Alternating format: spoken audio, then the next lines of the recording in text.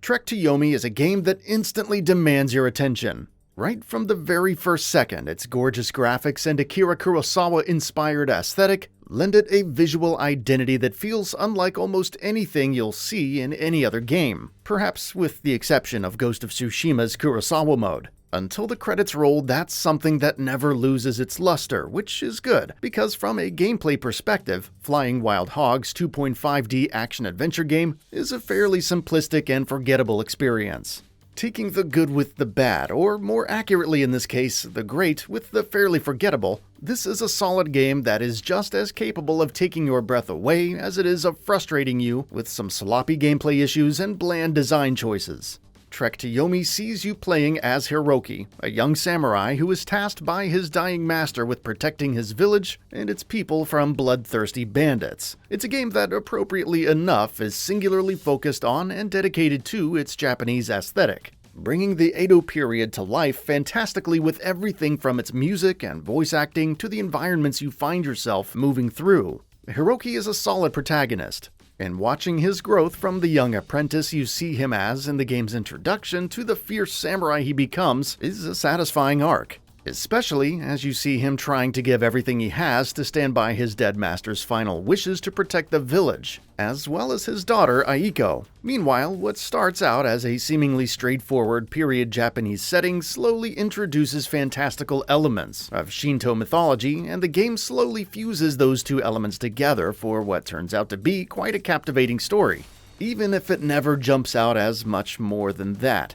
What does stand out as truly exceptional is, of course, what the game looks like. Trek to Yomi is a completely black and white game, which is a clear attempt at replicating the instantly recognizable aesthetic made by famous legendary Japanese filmmaker Akira Kurosawa in his samurai masterpieces. Thankfully, the game understands that it's not just the color palette that makes up that visual aesthetic, and exhibits visual flair and stylistic personality in other areas as well. Wind, fire, and rain, for instance, are used to great effect, while the way each shot is framed feels incredibly deliberate and meticulous, walking over rooftops of burning buildings while lightning streaks across the sky in the background, clashing swords with a bandit on a bridge while a river rushes below you, facing off against a foe in a clearing with your silhouettes contrasted against a vibrant backdrop. It feels like the game is constantly moving from one perfectly thought-out scene to the next. The visual composition and framing of each new scene Trek to Yomi shows you cannot be praised enough, and wanting to see the next gorgeous sight in and of itself was more than enough to keep me hungry and motivated to keep moving forward. Trek to Yomi is a game with an incredibly unique visual identity, one that does justice to its exciting premise in every way possible.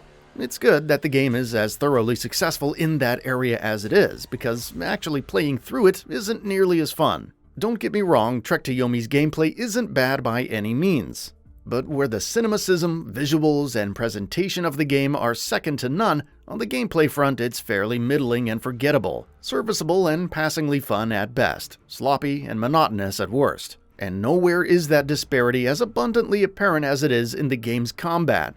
That's the area where Trek to Yomi disappointed me the most. I went in expecting a tight combat system that would emphasize precision, patience, and agility. On paper, that is what it attempts to do, but it ends up fumbling at times in execution. From light attacks and heavy attacks to blocks and parries, Trek to Yomi gives you all the tools you would expect of a samurai game, while over time your moveset and arsenal also grow bit by bit.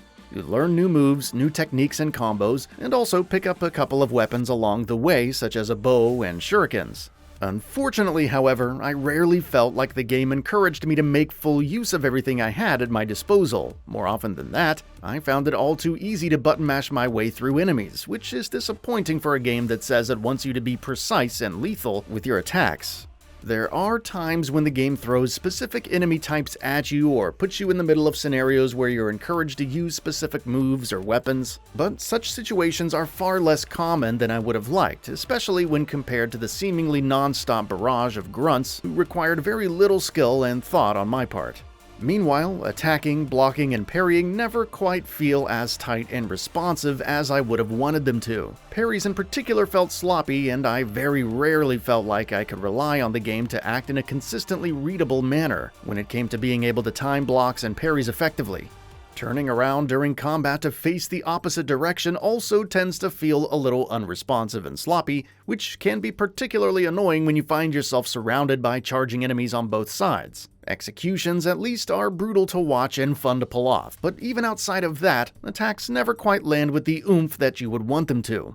Outside of combat, laser-focused as it is on delivering a cinematic experience, it makes sense that Trek to Yomi is a fairly straightforward playing experience, and within that framework it does its job well enough. When you're not in combat, you occasionally get the chance to explore optional areas, rooms, and scenes, which can net you with various kinds of discoveries including new attacks, collectibles, or health and stamina upgrades.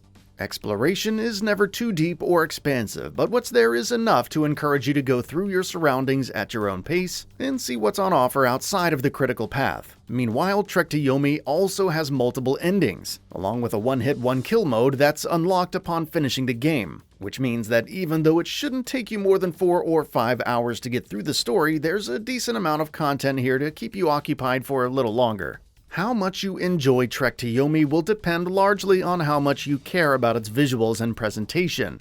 If you're going in purely for its design or gameplay, you'll likely find the experience underwhelming for the most part. However, the game looks so unbelievably good from beginning to end that even if you don't ordinarily care about that stuff in games, it'll be hard not to be impressed by what's on offer here. For that reason alone, I'd say this is a game well worth playing, because even if there are some caveats to that, there's no denying that something this unique and gorgeous needs to be experienced. That's all for now. If you enjoy what you saw, please hit the like button. And if you're new to the channel, now is a great time to subscribe. We upload brand new videos every single day. After subscribing, don't forget to enable all notifications by clicking the bell icon. Thanks for watching this video, and we'll see you next time, right here on GamingBolt.